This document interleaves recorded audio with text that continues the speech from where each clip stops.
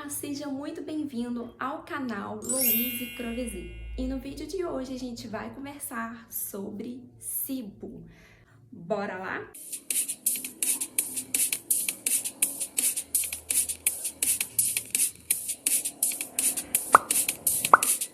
Hoje, o que é o tratamento da SIBO? Ele envolve antibiótico terapia. E aí, como somos nutricionistas, antibiótico não é com a gente, vai ser com o médico. Então, o tratamento da SIBO, ele vai ter que ser multiprofissional. Vai ter que incluir, pelo menos, um médico e um nutricionista. Por quê? Só de antibiótico não vai dar certo o tratamento, porque precisa ser algo em conjunto, aliar o antibiótico e a mudança na alimentação. Porque muitas vezes a SIBO é causada por conta de uma alimentação ruim. E aí, eu vou citar aqui, além da alimentação, quais outras causas que a gente pode ter levando a SIBO. E isso é importante a gente saber, porque quando a gente fizer a anamnese e olhar o histórico de doenças, uso de medicamentos, o estilo de vida do paciente e ver que tem esses elementos causais de SIBO, a gente pode cada vez mais confirmar a nossa suspeita por meio da avaliação ali dos sinais, sintomas e queixas do paciente. Então, o que a gente tem como causas? Doenças intestinais. Muitas doenças intestinais causam alterações na composição da microbiota intestinal, causam desbiose, e é aquela história do ovo e da galinha. A gente não sabe se a microbiota mudou primeiro e levou à doença intestinal, ou se a doença intestinal levou à alteração da microbiota. O que a gente sabe é que um vai estimular o outro, gerando esse ciclo que é preciso ser quebrado para a gente poder tratar a doença. Então, quando entra nesse ciclo, a microbiota retroalimenta a doença e a doença mantém a microbiota ruim, o indivíduo não consegue sair, então, daquela doença. Tem doenças que não tem cura, como a doença inflamatória intestinal, síndrome do intestino irritável, tem tratamento, são doenças crônicas. E a gente precisa quebrar esse ciclo para deixar o máximo de tempo o paciente em remissão, sem os sintomas, tentar deixar ele ali com uma qualidade de vida melhor. Então, as doenças intestinais, doença celíaca, doenças inflamatórias intestinais, a própria síndrome do intestino irritável, cirurgias intestinais, dependendo de que cirurgia, a cirurgia bariátrica que mexe com o intestino, ela pode causar SIBO pós-cirurgia em alguns pacientes, pode ser encontrado isso por conta dessa modificação que ocorre ali.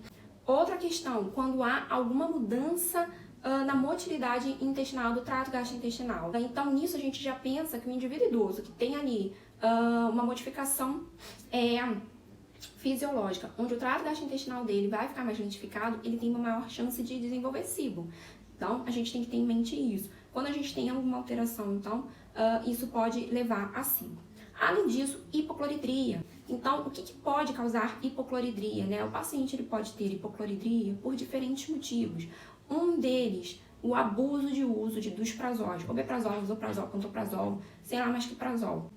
A Helicobacter pylori também pode causar hipocloridria e isso pode influenciar na SIBO, né? Ser uma causa de SIBO. Estresse crônico, que é algo muito comum da gente ver as pessoas estressadas. O estresse pode afetar o funcionamento do nosso trato gastrointestinal e isso pode levar, então, indiretamente a mudanças que podem causar SIBO. Uso indiscriminado de antibióticos. Hoje, a gente já sabe o quão o antibiótico ele não é tão inofensivo como as pessoas acham, como ele pode ser prejudicial para a nossa saúde, para a nossa microbiota e impactar na nossa saúde. Uso de anticoncepcionais. Anticoncepcionais modificam a microbiota. Por fim, a insuficiência hepática. Então, o que a gente observa? Quando a gente tem alguma doença que afeta o trato gastrointestinal, a função, a motilidade do trato gastrointestinal, já é um fator de risco para desenvolver SIBO. Alguns medicamentos também podem afetar. E o estresse, gente, não tem que discutir. O estresse é a chave do desenvolvimento de várias doenças. Então, a gente tem que considerar tudo isso na anamnese. E a gente consegue, então, detectar por meio dos sinais, sintomas e queixas se ele tem SIBO e por meio da anamnese também ver quais as possíveis causas que estão levando a SIBO. Porque um ponto importante no tratamento não é só a gente iniciar ali um tratamento, que a gente vai ter o protocolo e achar que vai ficar tudo bem. Muitas vezes o tratamento inclui retirar a exposição ao elemento que está causando a SIBO. E aí, dependendo se for um medicamento, vai ter que se conversar com o médico como vai fazer isso, qual a real necessidade dele usar aquele medicamento, se pode tirar, enfim, para poder fazer o tratamento. Por isso que eu falo, a SIBO ela vai ser um tratamento multiprofissional. Vai precisar ali do médico, e do nutricionista. Voltando ao tratamento, como eu comentei, o tratamento, ele vai ser com antibiótico terapia e mudanças no estilo de vida. Esse é o tratamento de SIBO. Por quê? Você tem muita bactéria ali que cresceu no intestino delgado. O que você vai precisar? Reduzir essas bactérias. O que reduz bactérias? Independente se elas são boas ou se elas são ruins. Antibiótico. Então, o médico tem protocolos, tem vários antibióticos que podem ser utilizados. E aí entra a mudança no estilo de vida. Como o estresse seria um fator, se o paciente for muito estressado, ele vai ter que tentar controlar um pouco esse estresse. E aí ele vai ter que buscar coisas que tragam esse relaxamento, tragam essa redução na carga de estresse que ele tem, para poder ajudar no tratamento.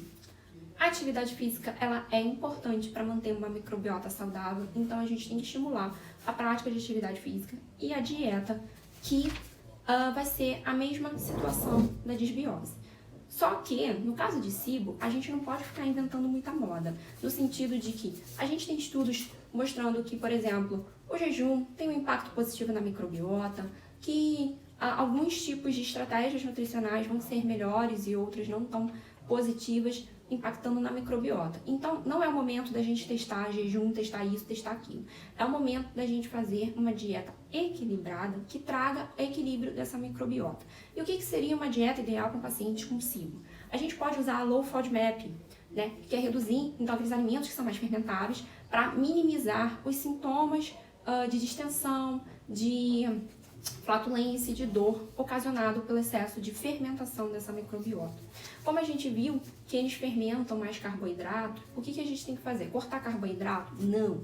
A gente tem que reduzir o acesso ao carboidrato refinado, porque o carboidrato proveniente ali de alimentos integrais, ele tem a fibra, e a fibra vai fazer o quê? Vai manter a saúde da microbiota, vai manter a microbiota benéfica. Então é importante a gente consumir e estimular fibra, o consumo de fibra pelo paciente. Reduzir então as farinhas refinadas, açúcar, adoçante nem pensar, vamos tirar o adoçante do paciente nesse momento. E aí, se ele não consegue tomar a bebida sem adoçar, é o mínimo necessário de açúcar, porque uma quantidade pequena não tem problema, mas para mim o açúcar é menos pior que o adoçante em termos de impactar a microbiota intestinal. Evitar, então, excesso de gordura, especialmente gordura saturada. E tentar trazer um equilíbrio no consumo de proteína animal e proteína vegetal. A gente sabe que o excesso de proteína animal, ela pode causar disbiose. E tem um ponto importante que eu quero comentar aqui com você. Que o paciente com hipocloridria, ele vai ter um prejuízo na digestão de proteína animal. Então, o que acontece? Essa proteína vai chegar ali no intestino sem ter sofrido a ação adequada da digestão. Então, ela vai estar mal digerida. E isso a gente deixa disponível um substrato que não deveria para aquela microbiota. E com isso, a gente vai estar ali meio que estimulando aquela microbiota alterada da SIBO a se manter. Então, o ideal é que a gente equilibre, não precisa se tornar vegetariano também, nada de extremos, tá? Se a pessoa quer se tornar, beleza, a gente faz ali a transição. Mas se ela gosta de comer carne, pode continuar comendo. Mas a gente tem que equilibrar esse consumo de proteína animal e vegetal. Até porque a proteína vegetal, ela tem mais fibra, ela tem menos gordura saturada. E automaticamente, quando a gente faz esse equilíbrio, a gente já vai estar ajudando muito a nossa microbiota. No caso, a microbiota do paciente com SIBO. Então, é importante a gente fazer essas mudanças.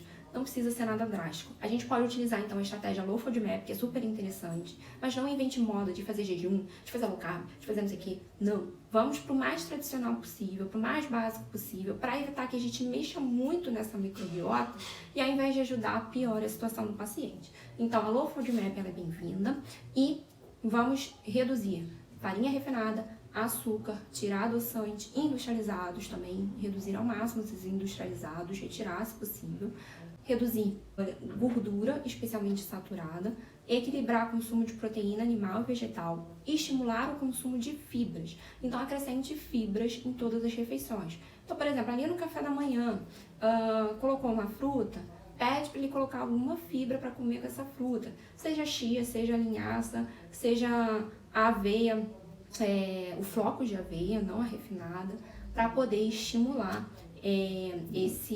essa microbiota positiva. E aí eu queria falar uma dica bem bacana para vocês, prática. Eu falei que o ideal é tirar o açúcar e o adoçante. E às vezes, o que vai colocar? Obviamente que essa dica não vai funcionar para o café, né? Porque vai ficar meio esquisito. Mas você pode trocar por mel. Por que por mel? Mas mel também não é doce, não tem carboidrato assim. Mas o mel, ele é pré-biótico, ele tem pré-biótico na composição dele. Então, dentre adoçante, açúcar e mel, priorize o mel. Lembrando de sempre orientar numa quantidade que não seja abusiva, porque a gente sabe que tem gente que às vezes, né, que nem adoçante, é jatos, não é gotinha, açúcar são colheres, então tem o controle dessa quantidade. Então, se possível, trocar pelo mel. Aquela pessoa que não consegue ficar sem adoçar. Se a pessoa conseguir ficar sem adoçar, melhor ainda. E também outra coisa que a gente pode estimular que é interessante são chás. Muitos chás, né, por conta dos polifenóis, podem ajudar a manter a microbiota, as bactérias boas, a nossa microbiota saudável. Então a gente pode utilizar então também chás nesses indivíduos. Então, o tratamento vai ser o conjunto. A alimentação sozinha nem sempre vai dar conta, porque a gente precisa reduzir a carga dessas bactérias que aumentaram. E o que reduz essa carga hoje, até o momento, são os antibióticos. Pode ser que, com o avanço dos estudos, a gente encontre outras intervenções melhores. E aí eu queria aproveitar e falar de probióticos, que é um alimento que pode ser utilizado no tratamento da SIBO. E aí há alguma controvérsia no meio científico, porque a gente já tem um aumento de bactérias. Será que seria a melhor opção a gente inserir mais bactérias naquela microbiota que já está desequilibrada e com um aumento de bactérias? Então, algumas pessoas trabalham com a linha de não utilizar o probiótico e trabalhar apenas com a alimentação. Outras pessoas utilizam o probiótico, porque sim, temos respaldo científico mostrando que o uso do probiótico pode auxiliar no tratamento da SIBO, mas que ele sozinho talvez não dê conta, assim como a mudança no estilo de vida, de corrigir essa situação. Porque lembrando, a gente tem um crescimento excessivo de bactérias naquele local, onde não deveria de ter essa quantidade de bactérias. Então, para a gente poder trazer esse equilíbrio, talvez a gente precise, no primeiro momento, trazer um pouquinho de bagunça ali na situação por meio dos antibióticos, que vai bagunçar a microbiota como um todo. Lembrando que o antibiótico ele não foca só na bactéria ruim, só em eliminar o que é necessário, ela acaba afetando o que tem de bom também. Mas a gente vai tentando equilibrar as bactérias positivas com a alimentação, com a mudança no estilo de vida como um todo e também podendo utilizar os probióticos. E aí isso é muito de caso a caso, que tem que se avaliar quais pacientes vão ser interessantes a gente utilizar probiótico e quais pacientes talvez não seja necessário utilizar o probiótico. E isso muito vai depender da história que o paciente conta, da história que a anamnese está mostrando. E isso só na prática mesmo que a gente vai saber como a gente vai intervir, se usa ou não probiótico. A gente pode utilizar probióticos, mas lembrando, quando a gente fala de uma dieta low FODMAP, que reduz então esses elementos fermentáveis, os probióticos são fermentáveis. Então talvez não seja o momento ideal utilizar o probiótico para tratar a SIBO do paciente.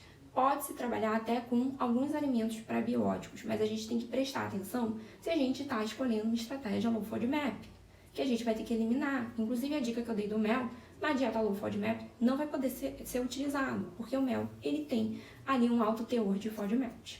Então, tudo vai depender do paciente e a gente vai ter que trabalhar em conjunto com o médico por causa do antibiótico, para poder fazer o melhor tratamento. O que é uma verdade, é super possível a gente diagnosticar a SIBO sem precisar dos exames que eu comentei aqui e que a gente vai tratar também com a alimentação, não sozinho, mas ela é um pilar importante do tratamento de um paciente com SIBO. Se você gostou desse vídeo, não esqueça de deixar o seu like. Se você é novo por aqui, se inscreva no canal. E se você quer ver algum tema, deixe sua sugestão aqui abaixo nos comentários. Um grande beijo e até o próximo vídeo. Tchau!